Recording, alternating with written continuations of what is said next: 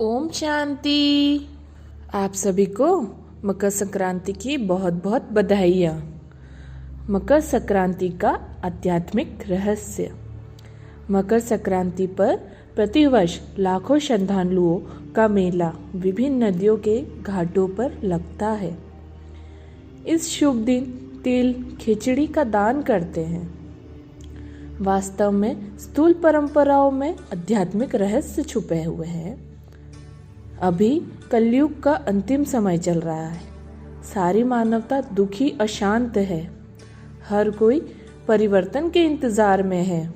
सारी व्यवस्थाएं व मनुष्य की मनोदशा जीर्ण शीर्ण हो चुकी है। ऐसे समय में विश्व सृष्टिकर्ता परमात्मा ज्योति स्वरूप शिव कलयुग सतयुग के संधि काल अर्थात संगम युग पर ब्रह्मा के तन में आ चुके हैं। जिस प्रकार भक्ति मार्ग में पुरुषोत्तम मास में दान पुण्य आदि का महत्व होता है, उसी प्रकार पुरुषोत्तम मास संगम युग जिसमें ज्ञान स्नान करके बुराइयों का दान करने से पुण्य का खाता जमा करने वाली आत्मा उत्तम पुरुष बन सकती है। इस दिन जो खिचड़ी और तिल का दान करते हैं, इसका भाव यह है कि मनुष्य के संस्कारों में असूर्यता की मिलावट हो चुकी है, अर्थात उसके संस्कार खिचड़ी हो चुके हैं, जिन्हें परिवर्तन करके अब दिव्य संस्कार धारण करने हैं। इसका अर्थ यह है कि प्रत्येक मनुष्य को ईर्ष्या देश आदि संस्कारों को छोड़कर संस्कारों का मिलन इस प्रकार करना है। इस प्रकार खिचड़ी मिलकर एक हो जाती है। परमात्मा की अभी आज्ञा है कि तिल समान अपनी सूक्ष्म से सूक्ष्म बुराइयों को भी हमें तिलांजलि देना है। जैसे उस गंगा में भाव कुभाव से जोर जबरदस्ती से एक दो को नहलाकर खुश होते हैं और शुभ मानते हैं, इसी प्रकार अब हमें ज्ञान गंगा में नहलाकर मुक्ति जीवन मुक्ति का मार्ग दिखाना है। जैसे जब नई फसल आती है तो सभी खुशियां मनाते हैं, इसी प्रकार वास्तविक और अविनाशी खुशी प्राप्त होती है। बुराइयों का त्याग करने से फसल कटाई का समय देशी मास के हिसाब से पोष महीने के अंतिम दिन तथा अंग्रेजी महीने के 12, 13, 14 जनवरी को आता है। इस समय एक सूर्य राशि से दूसरी राशि में जाता है, इसलिए इसे संक्रमण काल कहा जाता है, अर्थात एक दशा से दूसरी दशा में जाने का समय। यह संक्रमण काल उस महान संक्रमण काल का यादगार है जो कलयुग के अंत सतयुग के आरंभ में घटता है।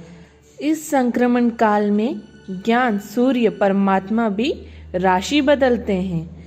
वे परम धाम छोड़कर साकार वतन में अवतरित होते हैं। संसार में अनेक क्रांतियां हुई है। हर क्रांति के पीछे उद्देश्य परिवर्तन रहा है। हथियारों के बल पर जो क्रांतियां हुई उनसे आंशिक परिवर्तन तो हुआ, किंतु संपूर्ण परिवर्तन को आज मनुष्य तरस रहा है। सतयुग में खुशी का आधार अभी का संस्कार परिवर्तन है। इस क्रांति के बाद सृष्टि पर कोई क्रांति नहीं हुई। संक्रांति का त्योहार संगम युग पर हुई उस महान क्रांति का यादगार में मनाया जाता है। पहला स्नान, ब्रह्म मुहूर्त में उठ स्नान ज्ञान स्नान का यादगार है। दूसरा तिल खाना खिलाना दान करने का भी रहस्य है। वास्तव में छोटी चीज की तुलना तिल से की गई है। आत्मा भी अति सूक्ष्म है, अर्थात तिल आत्मा स्वरूप में टिकाने का यादगार है। तीसरा पतंग उड़ाना, आत्मा हल्की हो तो उड़ने लगती है। देहभान वाला उड़ नहीं सकता, जबकि आत्माभिमानी अपनी डोर भगवान को देकर तीनों लोकों के सैर कर सकता है। तिल के लड्डू खाना। तिल को अलग खाओ तो कड़वा महसूस होता है, अर्थात अकेले में भारीपन का अनुभव होता है। लड्डू एकता एवं मिठास का भी प्रतीक है। 5वां, तिल का दान। दान देने से भाग्य बनता है, अतः वर्तमान संगम युग में हमें परमात्मा को अपनी छोटी कमजोरी का भी दान देना है। 6, आग जलाना।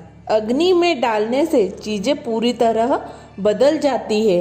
सामूहिक आग योगी जन संगठित होकर एक ही स्मृति में, ईश्वर की स्मृति में टिकते हैं, जिसके द्वारा न केवल उनके जन्म जन्म की विकम्र भस्म होते हैं, बल्कि उनकी याद की किरणें समस्त विश्व में फैलकर शांति, पवित्रता, आनंद, प्रेम, शक्ति की तरंगे फैलाती है।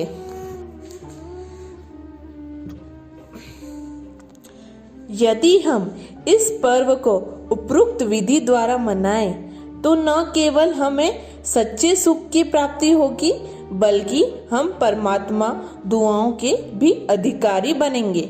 आपको इस महान पर्व मकर संक्रांति की बहुत बहुत बधाई। ओम शांति।